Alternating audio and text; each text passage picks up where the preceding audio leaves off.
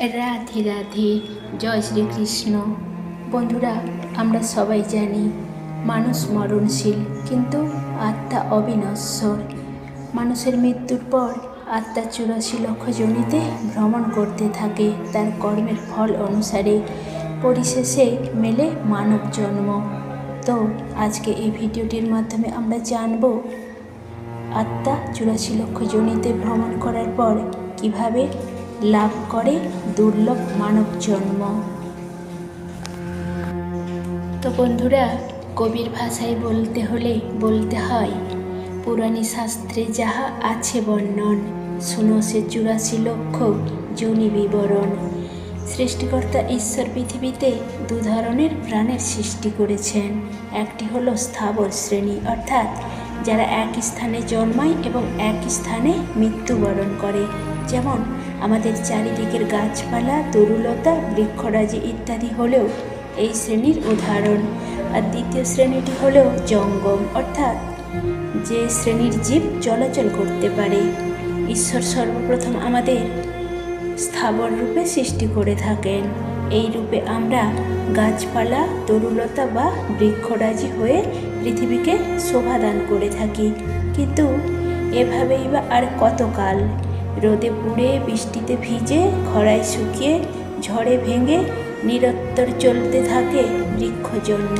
কিন্তু অবশেষে 20 লক্ষবার গাছপালা রূপে জন্মের শেষে আমাদের জন্ম হয় তুলসী বৃক্ষ রূপে।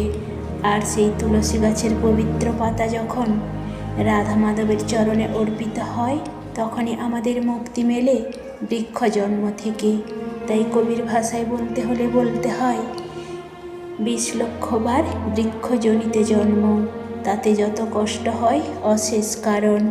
20 লক্ষবার বৃক্ষ জনিতে ভ্রমিতে, কত যুগ যুগান্তর যাবে ক্রমেতে।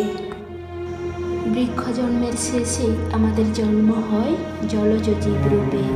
এই পর্বে আমরা কখনো মৎস্য, কখনো কূর্ম ইত্যাদি রূপ গ্রহণ করতে থাকি ঈশ্বরের কৃপা লাভের আশায়।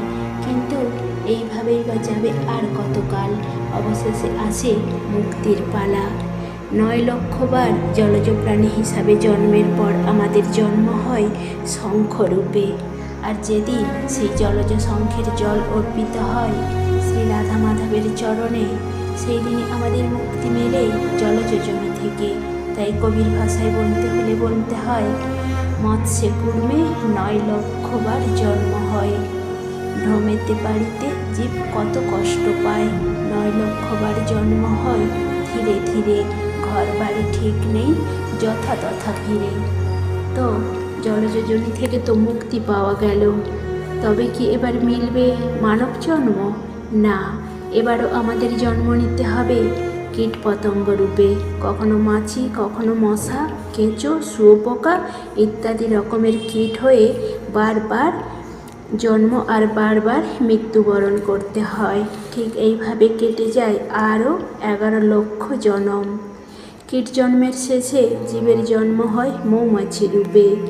সেই রূপে আমরা মধু সংগ্রহ করে জমা করি মৌচাকে, এবং যেদিন আমাদের সেই সংগৃহীত মধুর মাত্র একটি বিন্দু হলেও ভগবান শ্রীকৃষ্ণের ভোগে অর্পিত হয়, সেই দিনে আমাদের মুক্তি মেলে কীটজনি থেকে।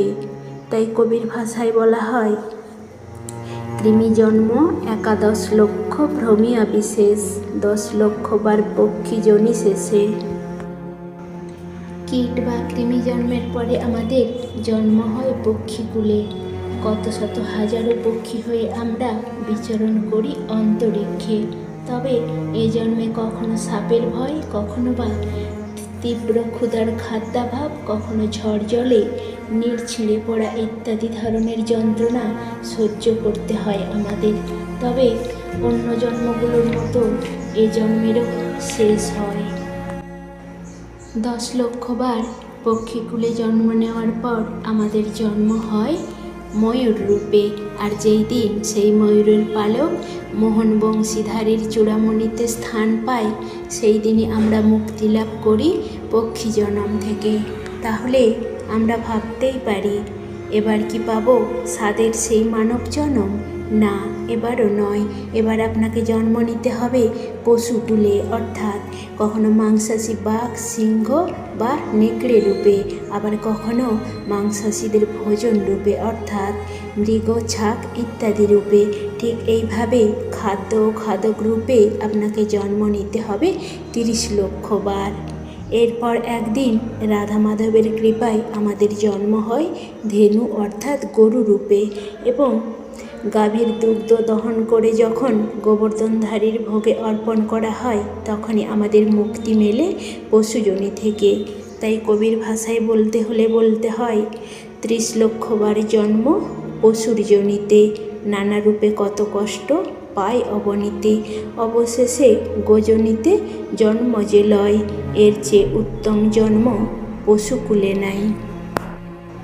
গোজন্মের পর আরও 4 লক্ষ বার আমাদের বিভিন্ন জনিতে জন্ম নিতে হয় এবং পরিশেষে আমরা লাভ করে থাকি আমাদের বহুকাঙ্ক্ষিত সেই দুর্লভ মানব জন্ম।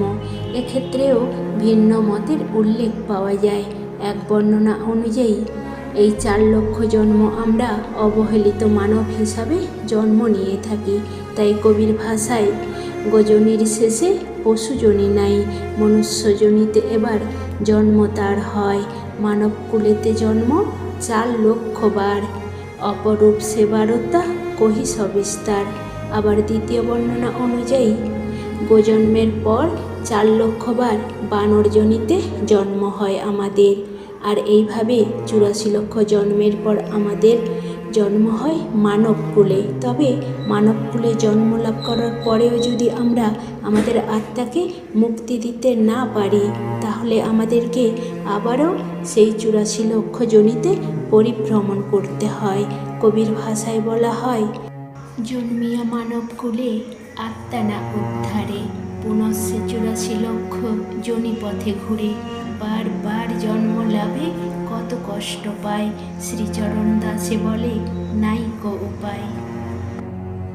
তো বন্ধুরা, কথায় বলে 7 জন্মের তপস্যার ফলে এবং বহু পুণ্য সঞ্চয়ের ফলে আমরা কেবল একবারই পেয়ে থাকি এই দুর্লভ মানব জন্ম।